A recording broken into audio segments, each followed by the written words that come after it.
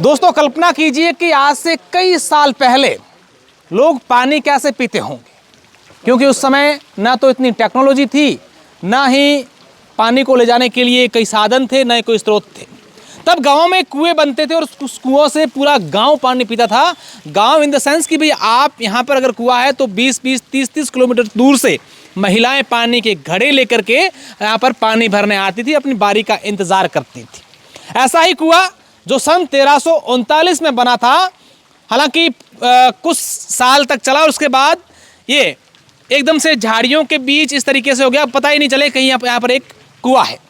लेकिन राजस्थान के बाड़मेर ज़िले के सेड़वा पंचायत का एक गांव है केकड़ गांव में एक ऐसा कुआं था जिसका जीर्णोद्धार यहाँ के गांव के सरपंच ने करवाया है।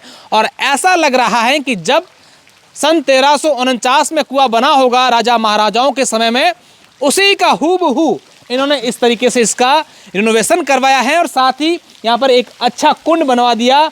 और आधुनिक कुएं कैसे बनेंगे ये दिखाने की कोशिश की है कि पुराने ज़माने में तो ऐसे बनते थे, अगर आज हम बनाते तो इस तरीके से फुहारे लगाते, रंगीन लाइटिंग लगाते और ऐसा हमारा कुआं होता। हमारे साथ इस गांव के मालाराम जी हैं जो रिटायर्ड लेक्चरर हैं। मालाराम जी, क्या है इस कुएं की जानकारी, क्या कहना चाहेंगे? देखो सर, ये कुआं वैसे 1339 का यहाँ शिलालेख है पुराना, उसके अनुसार हम यही अनुमान लगाते हैं कि 1339 से पहले भी ये कुआं यहाँ उपलब्ध था। हाँ। और उसके बाद में जो बस्ती बसी है उस बस्ती ने ही किसी ने शिलालेख यहाँ लगवाया होगा। हाँ। अब बात ये रही कि उसके बाद में लंबे समय तक मुस्लिम आक्रांताओं की वजह से यहाँ के हिंदू लोग पलायन कर गए, क्योंकि शिलालेख बताता है ब्रह्मा विष्णु और महेश की यहाँ मूर्तियाँ हैं, तो वो बताता है कि बाकायदा उस समय यहाँ पर हिंदू थे। और उस समय के बाद में वो व्यक्ति यहाँ से धीरे धीरे पलायन कर गए। मुस्लिम जो भी स्थितियाँ रही होगी, स्थितियाँ रही है, ये दुर्दशा का शिकार बन गया, ये कुआं शिकार बन गया। और जब सिंध के अंदर अंग्रेज की डायरेक्ट शासन स्थापित हुआ, उसके और मारवाड़ रियासत के साथ में समझौता जो अंग्रेजों का हुआ, उसके बाद में मारवाड़ी लोग यहाँ आकर के बसे।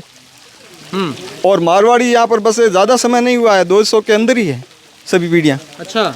उन्होंने इस कुएं को, यहाँ पर पड़ा हुआ कुआं देखा तो पानी का एक अच्छा स्रोत है, तो इसको वापस है वो ठीक ढंग से इसको बनाया। और उसके बाद में भी यहाँ पर एक सेठ हुए हैं लक्ष्मण दास जी करके, उन सेठ साहब ने संवत 1987 के अंदर ये कुआं जो आज जो स्थिति के अंदर है, आज उसका जीर्णोद्धार हुआ है। उन्होंने भी इस कुएं का जीर्णोद्धार कराया लगभग 100 साल पहले, लगभग 100 साल फिक्स। हाँ। यहाँ की क्योंकि शिलालेख बता रहा है कि 1987 के अंदर ये बना है। हाँ। तो उन्होंने ये कोठा खेड़ी वगैरह सब कुछ बनाया, बामाशा एक तरह के थे वो। उसके बाद में लोगों ने यहाँ पर बहुत ही अच्छी तरह से अपने पशुपालन के लिए ये खेड़ियाँ वगैरह बनी, इनके अंदर पानी पिलाना, आदिया वगैरह वहाँ से पानी भरना, ऐसी बहुत अच्छी व्यवस्था रही। और अब जो लगभग 40-50 साल पहले आसपास में सब जगह पर कुएं होने लगे, खेतों के अंदर कुएं हुए, तब जाके इस कुएं की स्थिति है वो खराब हो गई कहने का, इसका ज़माना है वो गड़बड़ हो गया। और यहाँ पर झाड़ झंखाड़ उगाए। हमारे वर्तमान सरपंच श्रीमती जी वीरा देवी जी एक खुद अनपढ़ है, पर उनका परिवार बहुत पढ़ा लिखा। और खेताराम जी इस काम को देखते हैं अच्छी तरह से, उनके पुत्र। उनके दिमाग में आया कि क्यों ना मैं भी इसका सरकारी मदद से या पंचायत से अच्छा है वो जीर्णोद्धार करवा दूं इसका।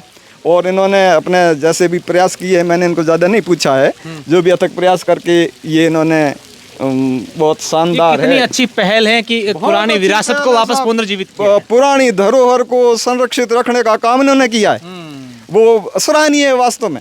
और अगर ऐसे आसपास के गांव में भी पुराने धरोहरों का ध्यान रखा जाए तो एक बहुत ही अच्छी परंपरा है वो। निश्चित तौर पर आप देखिए कि अगर किसी पुरानी धरोहर हैं, हमारे पुरानी ऐसी चीज़ें हैं जिनको संरक्षित रखने के लिए, उनका जीर्णोद्धार करने के लिए किसी का सम्मान मिलना चाहिए, तो उन सूची में इनका नाम भी होना चाहिए। निश्चित तौर पर बहुत ही बेहतरीन यहाँ पर कार्य किया गया है। कई सारे यहाँ केकड़ में काम किए गए हैं, वो हम आपको और दिखाएंगे।